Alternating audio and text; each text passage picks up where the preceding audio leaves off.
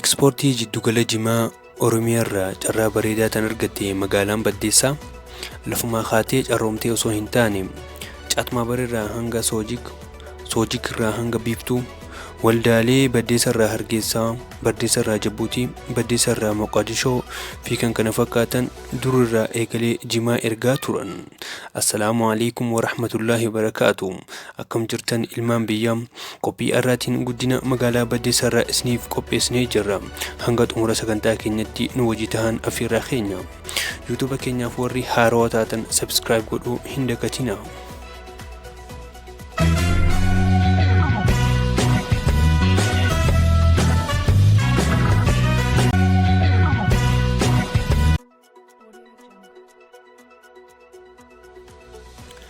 Akka seenaan dubbatutti qubsoomni magaalaa Baddeessaa osoo hin babal'atin dura manneen namaatiin ittiin mul'atu eegalee iddoo qaxanaaraatti yookaan maqaa duraanii isiitiin Arablij bootaa jaamtutti ta'uutu dubbatama. Baddeessaa jechi jedhu maqaa mukaati. Dur gaara kaartorra muka Baddeessaa jaamuutu baay'ata ture. Sanumarraa ka'uun Baddeessaa jechi jedhu dhalate. Seenaa Baddeessaa keessatti waa hedduutu raawwate, waa hedduutu ta'e. Garuu nuti seenaa yeroo dhiyoo isinii qopheessinee jirra. Hanga xumuratti nu wajji tahan afeerraa keenya. Seenaa Baddeessaa keessatti bara 1998 dura aanaa Qunnii jala turuu, bara 2001 niitoorkiin galfattuu fi bara 1990 keessa baankii Awaash galfachuun seenaa yeroo dhiyooti. Baddeessaan wanni beekamtuun daran Jimaani. Baadiyyaa Baddeessaa irraa miidhayduu Bosoosoo, Burqaa, Hoomachoo, Hilfataa irraa guuramuun waldaalee adda addaatiin karaa Hargeysaa, Jijjigaa, Dirreedawaa fi Jabuutii, Moqodishoo dabalatee bara dargii irraa Jimaa ergamaa ture.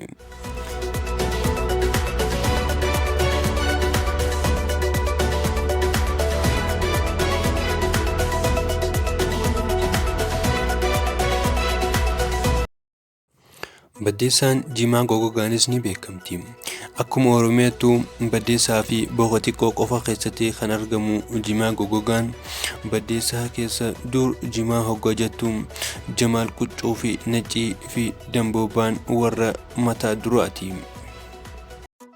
Jimaa goggogaan kan qamaamu biyya alatti. Akkuma Itoophiyaatti ikoonomiin biyya Jimaan dhaabbatti.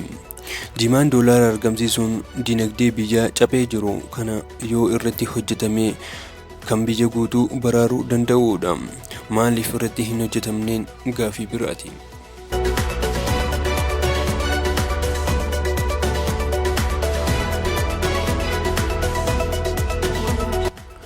Dur oomisha deemaatiin Muusaa Xaahiree naggaadee jabduu ture.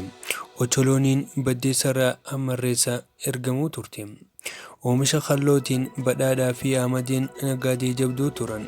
Magaalaan Baddeessaa ammallee dur daran magaalaa guddachuu deemtuu fi lafa itti guddatu qabdudha. Lafa miskiinni itti hin beelofne beela jennaan BNG ni yaadachiise. Baddeessaan inni biraa kan ittiin beekamtu BNG dha. BNG jechuun Baddeessaa New Generation yookaan afaan Oromootiin dhaloota haarawaa magaalaa Baddeessaa jechuudha. Dhaabbanni kun dargaggoo magaalattiitiin kan dhaabbate yoo ta'u, dura ta'an BNG Geetuu Rooniin durfama. Akkasuma dhaabbanni kun dargaggoon haa ijaaramu malee kanneen irratti hirmaatan xiqqaa fi guddaa, shamarran dhiiraa dhalaa osoo hin jedhin, amantiin gargar osoo waliin qoodin keessaan alaan dhaabbata irratti hojjetamudha. Dhaabbata kana laaffisanii haalaalan malee namoonni tokko tokko dhaabbata dhageettii haga keessaa alatti dhageettii argatedha. BNG waa'ee BNG irraa himnee fixuu hin dandeenyu.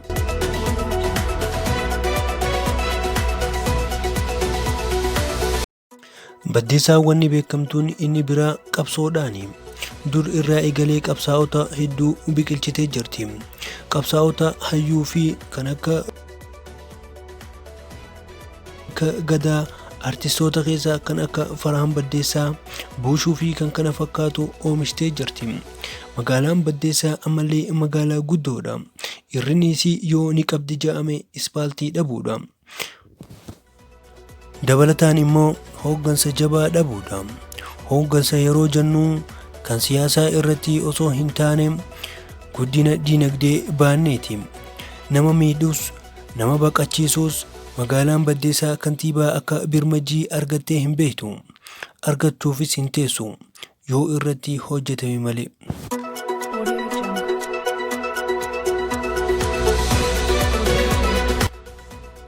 Waa hundaafuu guddina magaalaan Baddeessaa amma irra jirtu namni karaa qabachiise namicha kana.